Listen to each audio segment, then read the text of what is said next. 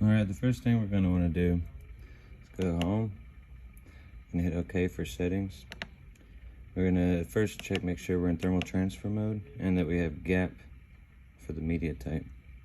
So it says gap, and if it doesn't, you can hit up and down to change those options. So make sure that's gap and thermal transfer. And again, you can change with up and down. So once those two are correct, we're going to go back to the home. We're going to go right to tools, okay, and then hit OK. Then let's see, go right. Now these two, just FYI, power up action, I would leave that to calibrate. Hit close. You might want to change that to feed so it doesn't always try to calibrate and waste 10 labels every time you add a new roll of labels. If you just do it to feed, it should only do 2 or 3. So after that, let's see, median ribbon cal. This should only be done if you change like intensely different types of labels, like the thickness is vastly different or a different color of ribbon or something like that. This should very rarely be done. But we're going to go ahead and hit start on that. This time you're going to want to open the main media door. Before we get to following the instructions though, what you want to do is okay, you see my little rail back there? Let's back it out and try to kind of move our labels out the way. So you see this red LED? What I'm going to do is try to dust that out. So get yourself a can of air. I have a little air compressor here.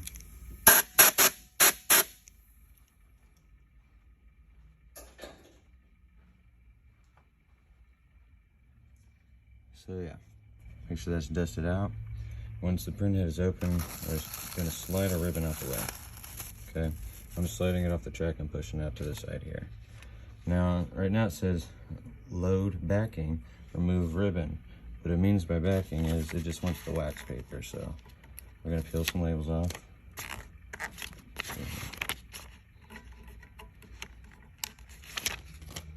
Put this down. I'd say get about a foot's length worth of wax paper. Now I have about this much just wax paper. I'm going to slide it back over to the right, or to the left, like it's in place, but roll it back. Okay. So the wax paper should really start here, and you can actually see the red LED right beneath it. That's what we want. We want it to only see the wax paper. And so the wax paper goes to about here for me. See, that's where my labels were moved. Okay. So wax paper, right? I'm gonna go ahead and close the printhead, close the main door here. Unless you're normally printing with that open, like use it as a shelf to store your labels. If you're normally printing with this door open, then leave it open. I'm gonna do it closed, okay? So at this point, it's in pause mode. It says load back and remove ribbon, so that has been done, so we're gonna hit pause to proceed to the next step. It's sensing how much light can make it through the wax paper now. Now it's saying reload all, so easy enough. We're first going to pull our labels through until the wax paper is done. I got our labels back again, right? And I'm going to mount my ribbon back to its original path. Make sure you get this step right.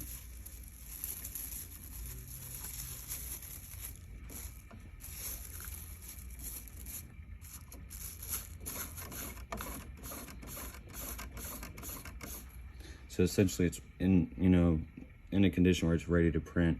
As far as the labels and ribbon are concerned, everything's loaded like it should be.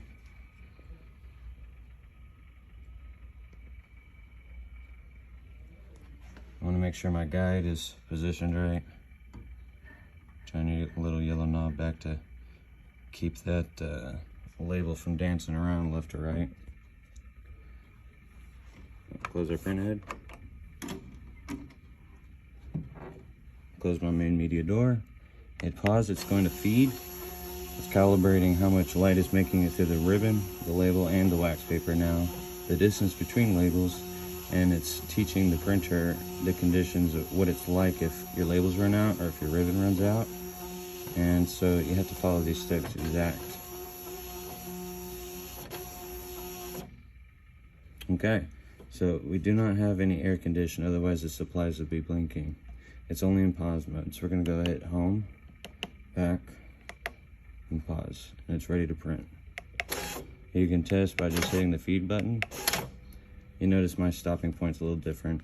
It's in rewind mode, otherwise the label would feed to the tear off bar, which yours will probably be just this little bar here showing, and I have this little curved fixture. So all right, thank you.